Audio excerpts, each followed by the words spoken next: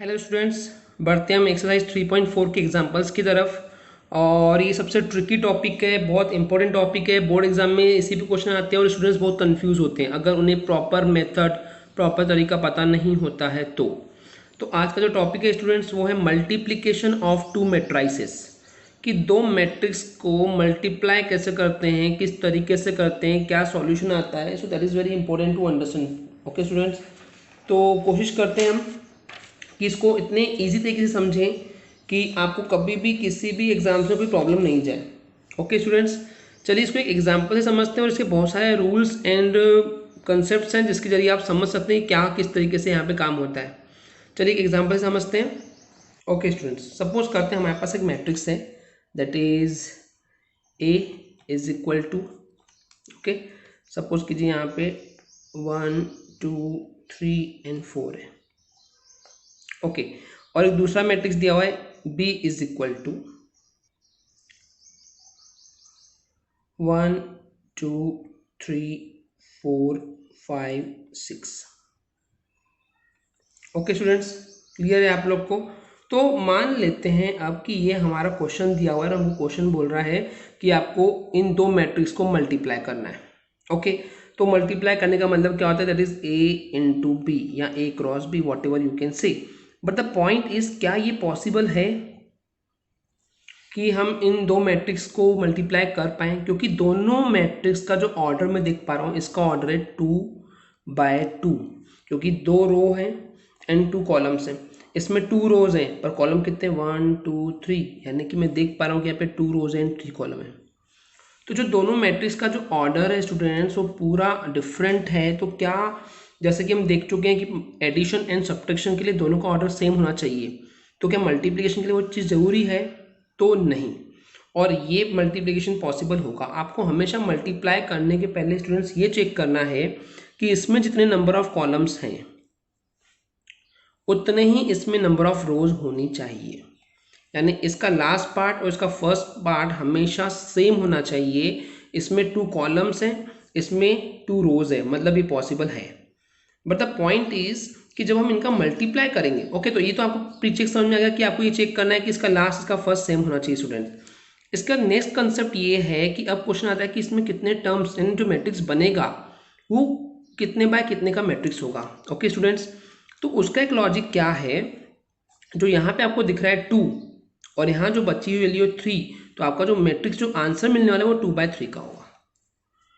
Okay students, clear हो गया। तो प्रीचेक्स पहले क्या करते हैं कि इसका कॉलम फर्स्ट वाले का और दूसरे वाले का रो हमेशा चेक करना कि ये दोनों सेम है, और जो बची हुई चीज़ें 2 और 3 जो रह जाएगी वो उसका आंसर में हमको मैट्रिक्स मिलने वाला है। Okay now coming to the point कि अभी मल्टीप्लाई करते कैसे हैं। तो आपको ये याद रखना है कि फर्स्ट वाले में हम इस तरीके से प्रोग्रेस करते हैं स्टूडेंट्स, और सेकेंड वाले मैट्रिक्स में आपको वर्टिकली डाउनवर्ड प्रोसीड करना है। ओके तो इस तरीके से मल्टीप्लाई कैसे होते हैं मैं आपको भी समझाने जा रहा हूँ। देखिए, आप पहले एक रो को टारगेट करेंगे स्टूडेंट्स, जैसे मैं इस रो को फर्स्ट रो को टारगेट कर रहा हूँ। अब इस फर्स्ट रो का इनटू हम करते जाएंगे और एडिशन करते जाएंगे, पहले एक कॉलम के साथ, फिर दूसरे कॉलम के साथ, फिर तीसरे कॉलम के साथ। सिर्फ फर्स्ट रो की बात कर रहा हूँ मैं। फर्स्ट रो का इनटू होगा फर्स्ट कॉलम के साथ, सेकेंड कॉलम के साथ, थर्ड कॉलम के साथ। ओके फिर जब उतना हो जाएगा तो फिर हम सेकेंड रो का इनटू करेंगे फर्स्ट कॉलम के साथ, सेकेंड कॉलम के साथ एंड थर्ड कॉलम के साथ। That is simply. चलिए स्टार्ट करते हैं। मैं फर्स्ट पहले रो को पकड़ता हूँ, तो 1 का इनटू करेंगे हम फर्स्ट कॉलम के साथ, ठीक है। तो फर्स्ट कॉलम पे मैं फोकस कर रहा हूँ, तो 1 का इनटू 1 से होगा, तो 1 1 जा 1 प्लस करेंगे। जब एक एलिमेंट हम यहाँ आगे बढ़ेंगे 2, तो 2 का इनटू हम अब 4 से करेंगे, यानी कि इसका इनटू इससे हुआ, इसका इनटू इससे हुआ, 2 इंटू 4, 2 4 जा 8, तो ये हमारा आ गया first element. Okay students, clear है। वापस आप आगे बढ़ते हैं। अभी इस रो को छोड़ना नहीं है, अभी इसी रो को वापस पकड़ेंगे, सेकंड कॉलम के साथ प्रैक्टिस करेंगे। तो 2 1 जा 1 2 जा 2 एंड 2 5 जा 10। गलती स्टूडेंट्स ये करते हैं कि 2 का इंटू भी 2 से करते हैं, नहीं, यहाँ आप चेंज हुए तो आपको यहाँ पे भी चेंज होना है स्टूडेंट्स, ये आपको ध्यान रखना है। 2 5 जा 10।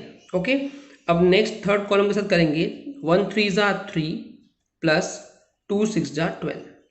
अब आपने फर्स्ट रो को सारे कॉलम के साथ कर लिए। अब आपको सेकेंड रो पकड़ना है, यानी कि 3 और 4। तो वापस थर्ड जो सेकेंड रो है उसको फर्स्ट कॉलम के साथ मल्टीप्लाई करेंगे। तो 3 1 जा 3 प्लस 4 4 जा 16। ओके, ऐसे फिर इसका करेंगे 3 2 जा 6 प्लस 4 5 जा 20, 3 3 जा 9 प्लस 4 6 जा 24। तो आपको दिख भी रहा है कि यहाँ पे हमको 2 रोज मिल रहे हैं, 3 कॉलम्स मिल रहे हैं। तो हमारा जो आंसर है 2/3 हमने पहले ही प्रिटेंड कर लिए थे, जो हमारे एक्सपेक्टेशन था वो बराबर चल रहा है स्टूडेंट्स। आगे बढ़ते हैं।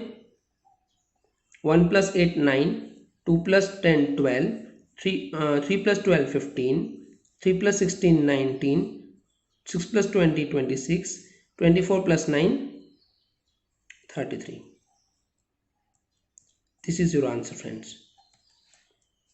ओके स्टूडेंट्स, तो ये आई गेस इतना सा सिंपल चीज़ है जहाँ स्टूडेंट्स कंफ्यूज होते हैं।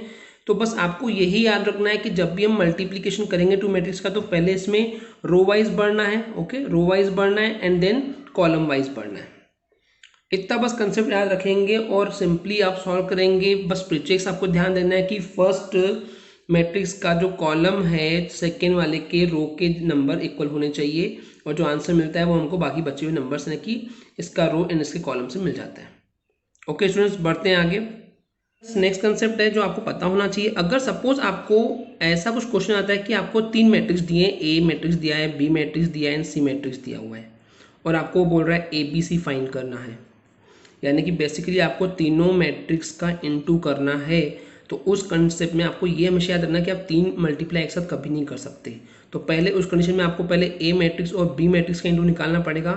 उसके बाद उसका जो आंसर आएगा स्टूडेंट्स, फिर उसके आंसर में ओके फिर आपको इनटू सी करना है। तीनों कभी भी आप एक साथ कभी भी मल्टीप्लाई नहीं कर सकते, आप ध्यान रखेंगे। और आप इसमें सीक्वेंस नहीं बदल सकते कि आप सोचेंगे पहले बी और सी का इंटू कर दें फिर ए का करेंगे, ऐसा नहीं करेंगे। ऐसे क्या है कि आपको कॉम्प्लेक्सिटी फील होगी, इसलिए आप कभी भी एक सिंपल प्रोसीजर करेंगे। जब 3 मैट्रिक्स का अगर मल्टीप्लाई करने बोलता है तो आपको पहले 2 का करना है, फिर जो उसका आंसर आएगा उसके आंसर के साथ आपको तीसरे मैट्रिक्स का मल्टीप्लाई करना है। ओके स्टूडेंट्स, बढ़ते हैं आगे कंसेप्ट की तरफ।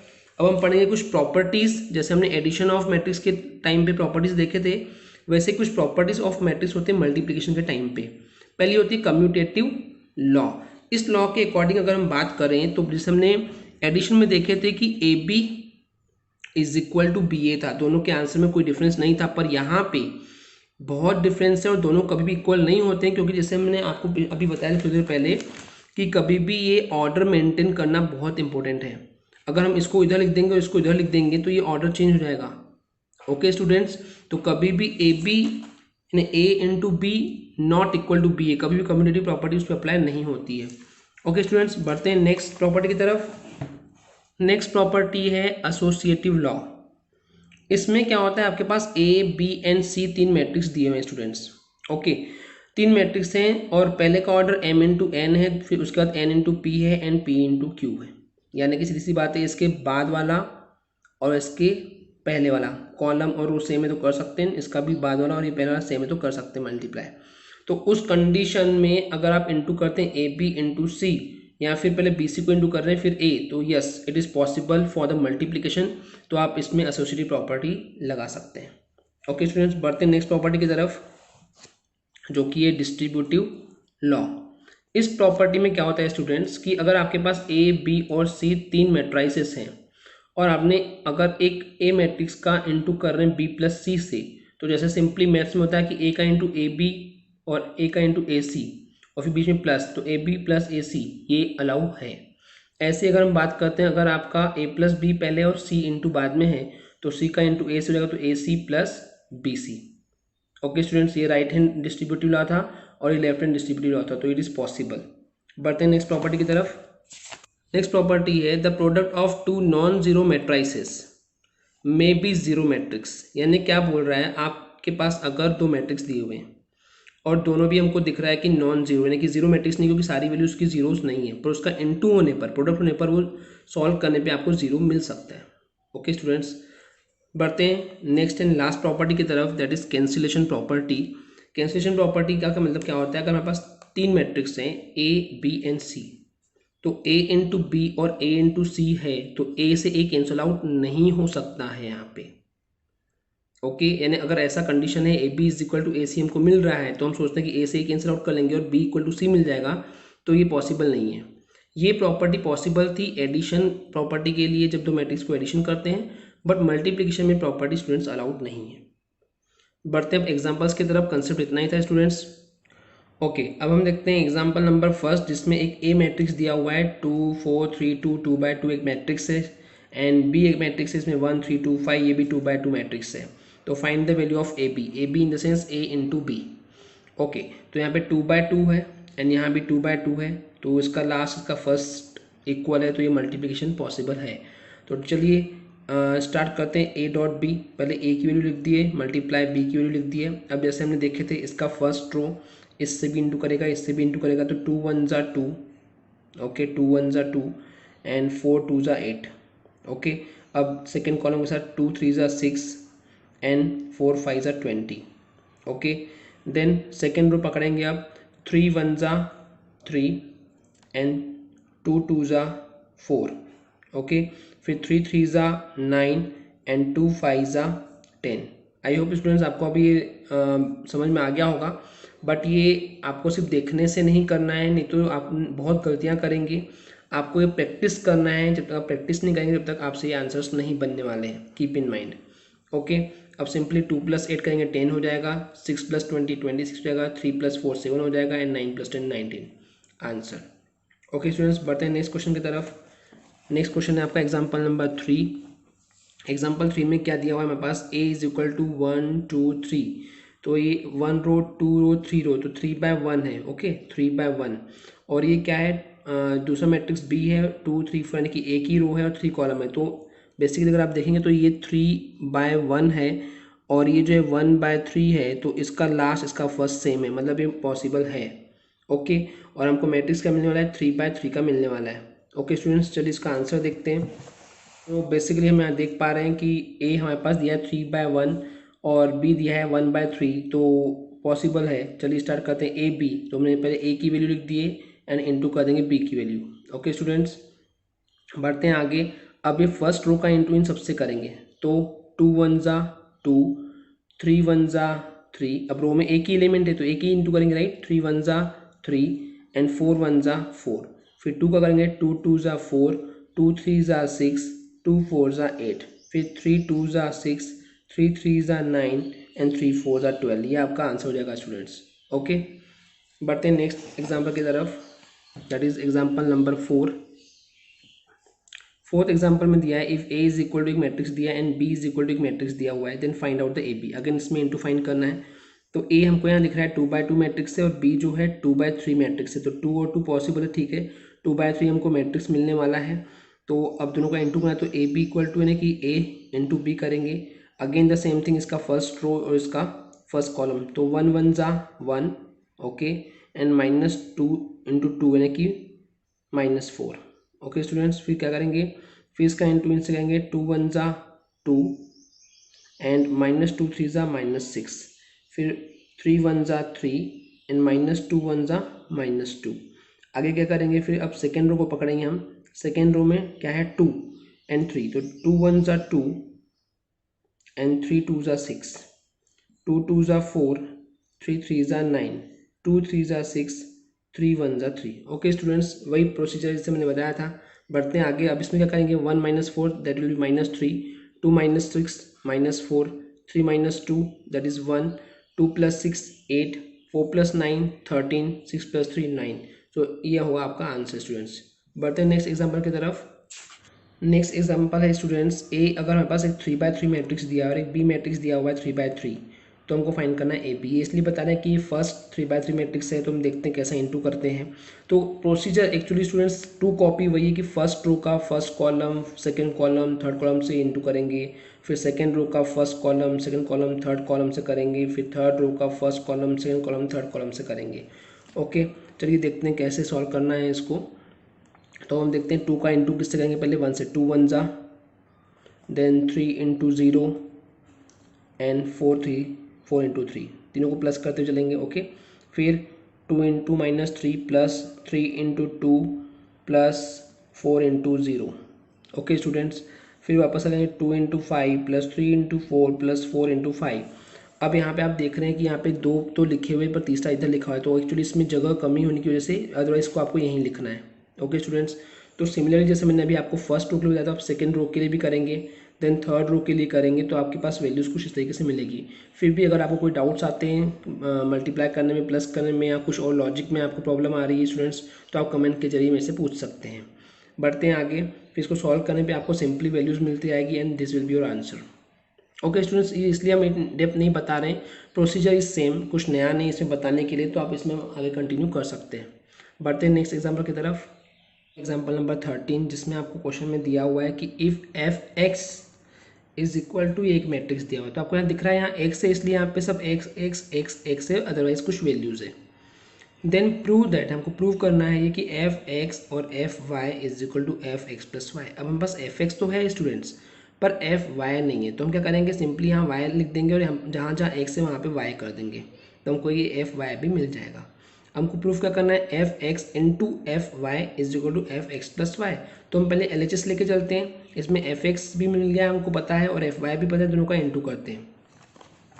अब यहाँ पे क्या है, F X into F Y दोनों को इंटू किया गया है। अब यहाँ पे जगह नहीं होने की वजह से इसको स्टूडेंट्स नीचे लिखा गया है, इसको हमको ऊपर करना चाहिए। ओके, तो इसमें कोई प्रॉब्लम नहीं है।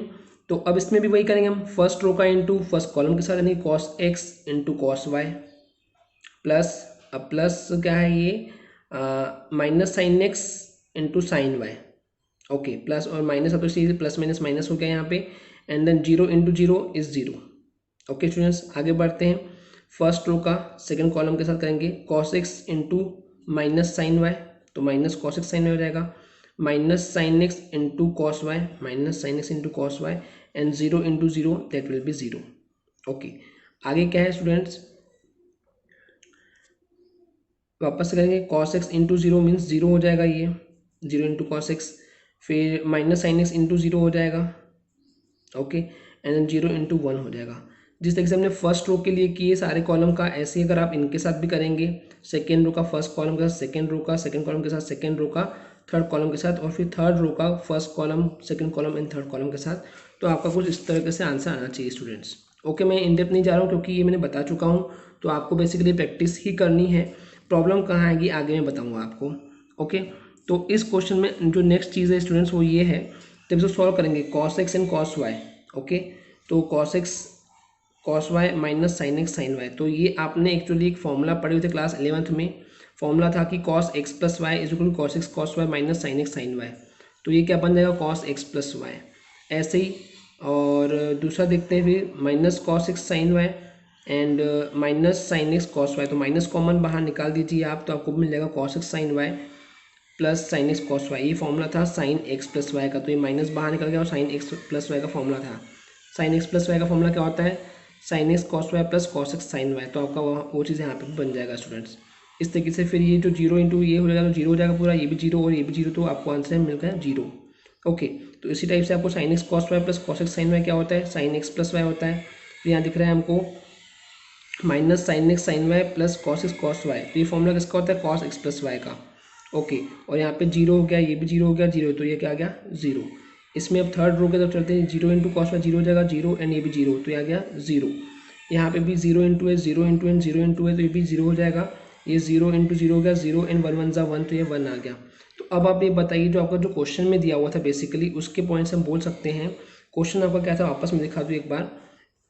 जब यहाँ पे एक्स था एफ एक्स, तो यहाँ आपको सब एक्स एक्स मिल रहा था, राइट। अगर यहाँ पे एक्स प्लस वाई हो जाएगा, जैसे कि हमको अभी आंसर मिला हुआ है, तो हम देख रहे हैं cos X plus Y minus sine X plus Y, तो हम बोल सकते हैं कि ये जो है टोटल, तो ये एफ एक्स प्लस वाई के फॉर्मेट में है। तो इस तरीके से हम प्रूफ कर सकते हैं कि F X into F Y is equal to F X plus Y. Okay students, I hope clear हो गया क्वेश्चन आपका, लेकिन आपको ये प्रैक्टिस जरूर करना है स्टूडेंट्स, क्योंकि मल्टीप्लाई ऑफ मैट्रिक्स जब तक आप करेंगे नहीं तब तक आपको ये बहुत टफ लगता है, लेकिन जब आप करते जाते हैं तो एक समय के बाद आपको बहुत ईजी लगता है। बढ़ते हैं नेक्स्ट एग्जाम्पल की तरफ। ओके स्टूडेंट्स, जो आपका नेक्स्ट एग्जाम्पल है वो एग्जाम्पल नंबर 16। आपके पास एक मैट्रिक्स दिया हुआ है, then prove that A minus 2i into A minus 3i is equal to 0 0 0 0 means 0 0 matrix होगा। ओके, तो अब हम देखते हैं हमको प्रूफ क्या करना है, बेसिकली a माइनस 2i। अब देखिए ए तो आपके पास दिया हुआ है, लेकिन -2 और आई क्या है हमने पढ़े हैं, आइडेंटिटी मैट्रिक्स।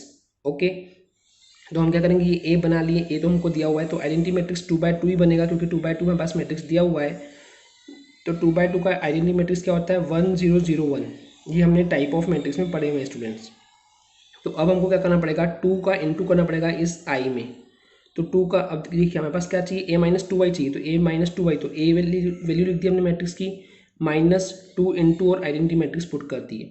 तो ये इसने डायरेक्टली कर दिया स्टूडेंट्स, आप डायरेक्टली मत करना, इसमें आप पहले इसके बाद ये स्टेप करना कि 2 का इंटू करना, तो 2 1 ज़ा 2, 2 0 ज़ा 0, ये भी 0 हो जाएगा, 2 1 ज़ा 2, यहाँ 2 और 2 हो जाएगा। फिर आपको सिंपली क्या करना है स्टूडेंट्स, आपको इनको माइनस करना है, क्योंकि बीच में क्या साइन लगा हुआ है आपके पास, माइनस। तो 4 - 2 हो जाएगा, फिर 2 - 0 हो जाएगा, फिर -1 0 हो जाएगा, -0 एंड 1 - 2 हो जाएगा। तो आपका ये एक मैट्रिक्स मिल जाएगा a-2y की वैल्यू। जैसे हमने a-2y निकाले हैं, वैसे ही हम a-3i निकाल लेंगे। ओके स्टूडेंट्स, उसमें हम सिंपली 3 का इंटू करेंगे इसकी जगह पे, फिर जो दो मैट्रिक्स मिलेंगे उन दोनों का इंटू करेंगे और देखेंगे क्या हमारे पास 0 0 मिल रहा है क्या। ओके, देखते हैं आगे फ्रेंड्स। तो a-3i देखिए वैसे ही निकाला है 3 इंटू करके, तो आपके पास एक मैट्रिक्स मिल जाएगा। फिर इन दोनों मैट्रिक्स का बेसिकली इंटू करना है, यहाँ पे एक मिसप्रिंट है, ये इक्वल साइन नहीं है, इंटू होगा ये।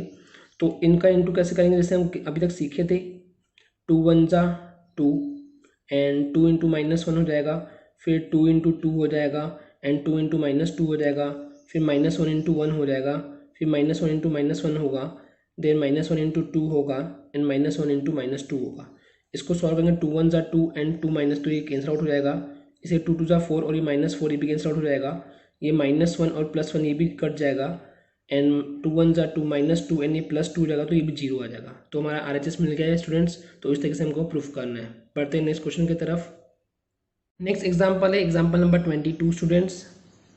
इसमें क्वेश्चन में ये बोला है कि इफ़ 2x एंड 4 यानी कि 1/2 मैट्रिक्स दिया हुआ है एंड 2x एंड -8 यानी कि 2/1 मैट्रिक्स दिया हुआ है इज इक्वल टू 0। ये गिवन क्वेश्चन में है। ओके, इफ पार्ट हमेशा गिवन होता है। Then find the value of x, जो यहाँ x है उसको हमको निकालना है, फाइंड करना है। स्टार्ट करते हैं। तो ये 1/2 मैट्रिक्स हो गया है, 2/1, तो दोनों का हमको दिख रहा है basically, second and first equal same है, तो अब इसका हमको 1/1 मैट्रिक्स मिलेगा।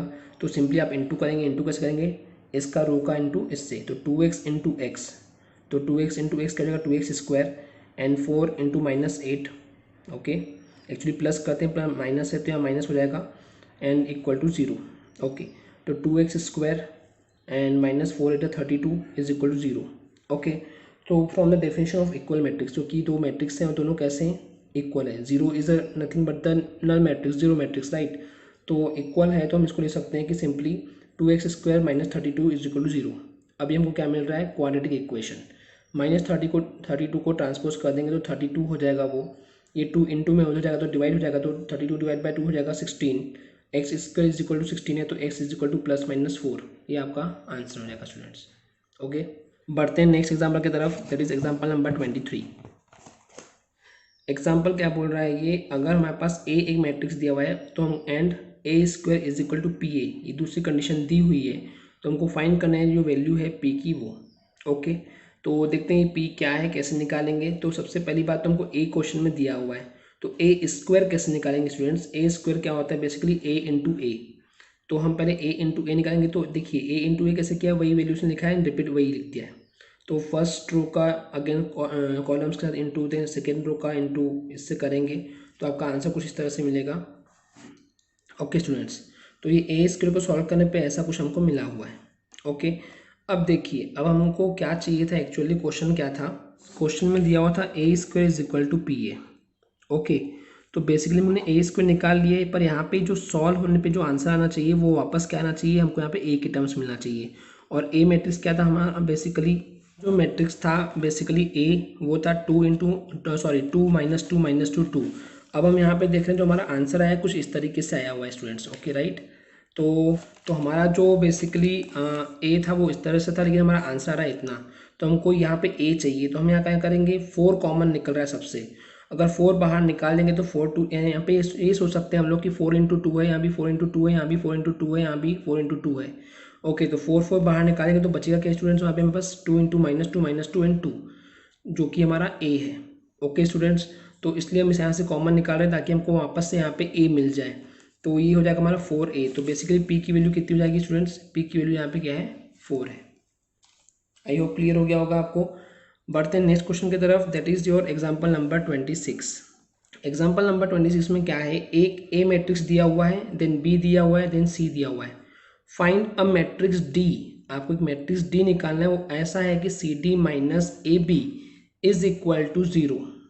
ओके स्टूडेंट्स, तो सबसे पहली बात आती है कि यहाँ पे डी मैट्रिक्स कैसा होगा, ये कैसे आइडेंटिफाई करेंगे, क्योंकि यहाँ भी 2x2 मैट्रिक्स है, यहाँ भी 2x2 मैट्रिक्स है, ये भी 2x2 मैट्रिक्स है। डेफिनेटली सी बात है कि यहाँ पे इंटू बी किया हो तो डी हमको क्या होगा 2x2 मैट्रिक्स ही होगा। ओके, पर हमको उसकी वैल्यू पता नहीं है, तो हम अभी लेट कर ले रहे हैं कि उसकी values A B C and D है। सो जो गिवन है अगर हम उसको पकड़ेंगे C D minus A B is equal to 0, तो सी की वैल्यू पुट किए, फिर डी की वैल्यू पुट किए, माइनस करेंगे, फिर ए की वैल्यू एंड बी की वैल्यू इज इक्वल टू 0। अब इसको कैसे करेंगे, ये इन दोनों के बीच में कुछ भी नहीं, तो इंटू है बेसिकली, तो इंटू करेंगे 2a 5c plus 5c, then 2b plus 5d, then 3a plus 8c 3b plus 8d। Okay students, minus फिर इन दोनों का भी इंटू वैसे करेंगे तो आपको कुछ स्टेप से वैल्यू मिलने वाली है is equal to 0। Okay students, बढ़ते हैं आगे। अब यहाँ पे देखिए इसको तो सॉल्व करना पॉसिबल नहीं, इसको वैसे का वैसे रख दिए, लेकिन इसको माइनस करने के बाद इसको सॉल्व करना पॉसिबल है। ओके, तो इसको क्या किया, इसने सॉल्व किया है पर माइनस में है तो इसको उधर ट्रांसफर कर दिया है, तो ये प्लस में कन्वर्ट हो गया है। तो 2 5 ज़ा 10, 10 में से माइनस करेंगे 7 तो बच गया 3, 2 2 ज़ा 4, माइनस 4 हो जाएगा 0, देन 3 5 ज़ा 15, 15 प्लस 28, 15 प्लस 28 दैट इज 43, 3 2 ज़ा 6, 6 एंड 16 दैट इज 22। ओके, अब क्या हो गया है, हम इसको सिंपली कंपेयर कर लेंगे क्योंकि ये इक्वल मैट्रिक्स हो गया है। ओके, दोनों मैट्रिक्स कैसे इक्वल हैं, तो 2a plus 5c is equal to 3 हो जाएगा, then 2b plus 5d is equal to 0 हो जाएगा, 3a plus 8c is equal to 43 हो जाएगा, then 3b plus 8d is equal to 22 हो जाएगा। तो इस तरीके से हमको स्टूडेंट्स ये 4 इक्वेशन मिल जाते हैं। ओके, अब क्या करेंगे, ये जो दो मैट्रिक्स दिए हुए हैं उसको हम एलिमिनेशन मेथड से सॉल्व करेंगे, तो हमको a और c की वैल्यू मिल जाएगी, एंड इक्वेशन 3 एंड 4 को हम एलिमिनेशन मेथड से जो हमने क्लास 10th में सीखा हुआ है और पिछले क्लास से लेक्चर में भी हमने सॉल्व किए हुए हैं, तो इस तरीके से हम सॉल्व करेंगे। ओके, तो सॉल्व कैसे करते हैं मैं आपको वापस बता दूं कि जैसे यहाँ पे ए के सामने 2 है तो 2 का इंटू इसमें करेंगे, तो इसमें 3 का इंटू करेंगे, एंड दोनों इक्वेशन को सब्ट्रैक्ट करेंगे एलिमिनेशन मेथड। ओके स्टूडेंट्स, यहाँ पे इसने क्रॉस मल्टीप्लिकेशन मेथड ट्राई करना है किया है, बट ये थोड़ी सी आपको टफ जाएगी, तो basically what I will suggest कि आपको इसके लिए एलिमिनेशन मेथड ही ट्राई करना चाहिए, वैल्यू मिल जाएगी जो कि कुछ इस तरह से होगी।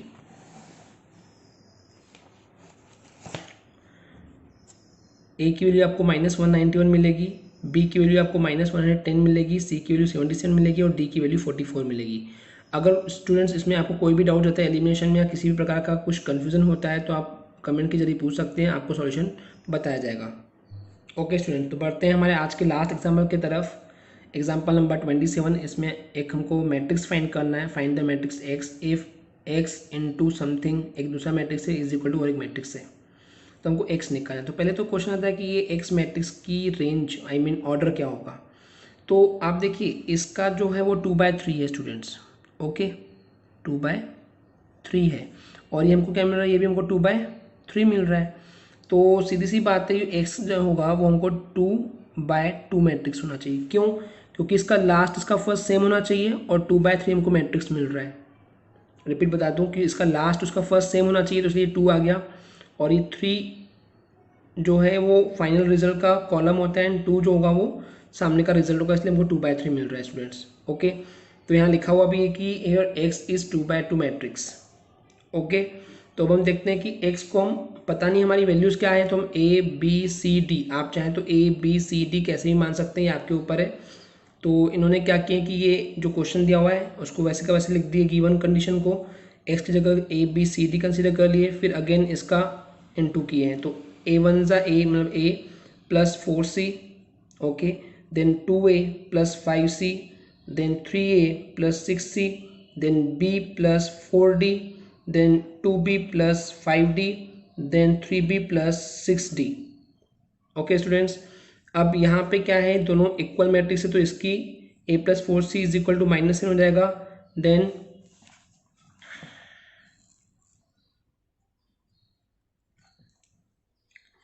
2a plus 5c equal to -8 हो जाएगा, 3a plus 6c -9, then b plus 4d is equal to 2, then 2b plus 5d is equal to 4 and 3b plus 6d is equal to 6। इस तरह से हमको 6 इक्वेशन मिल जाएंगे स्टूडेंट्स। अब इसमें आपको कोई भी ए और सी वाले 2 इक्वेशन पकड़ना है आपको और उसको एलिमिनेशन से सॉल्व करना है। एलिमिनेशन कैसे सॉल्व करते हैं ये आपको पहले भी वीडियो में सिखाया गया है, और अगर आपको नहीं आता है तो दी हुई डिस्क्रिप्शन में लिंक दिए हुए एलिमिनेशन मेथड को सॉल्व करने के तरीके, तो उसके ज़रिए आप सीख सकते हैं। ओके स्टूडेंट्स, तो आप 2 का इंटू इसमें करेंगे, 3 का इंटू इसमें करेंगे एंड सब्ट्रैक्ट करेंगे तो ए और सी की वैल्यू मिल जाएगी। एंड इसी तरीके से इक्वेशन 4, 5, 6 में से कोई भी 2 इक्वेशन लेकर के आप सॉल्व करेंगे तो आपको बी और डी की वैल्यू मिल जाएगी। तो आपकी वैल्यूज़ कुछ इस तरह से आने वाली है कि a is equal to 1, then b is equal to 2 and c -2 and d is equal 0। तो x में सिंपली आप a b c d की वैल्यू पुट कर देंगे और आपका सिंपली आंसर आ जाएगा। आई होप स्टूडेंट्स आपको मल्टीप्लिकेशन ऑफ मैट्रिक्स समझा होगा। फिर भी अगर आपको कोई डाउट्स आते हैं तो आप अपने कमेंट्स के जरिए पूछ सकते हैं, प्लस फेसबुक में हमारा पेज है PND कोचिंग क्लासेस, आप वहाँ पे भी अपने डाउट पूछ सकते हैं। आपके आंसर्स वहाँ, आपके क्वेश्चंस के रिप्लाई वहाँ दिए जाते हैं। सो आज के लिए इतना ही। Thank you students.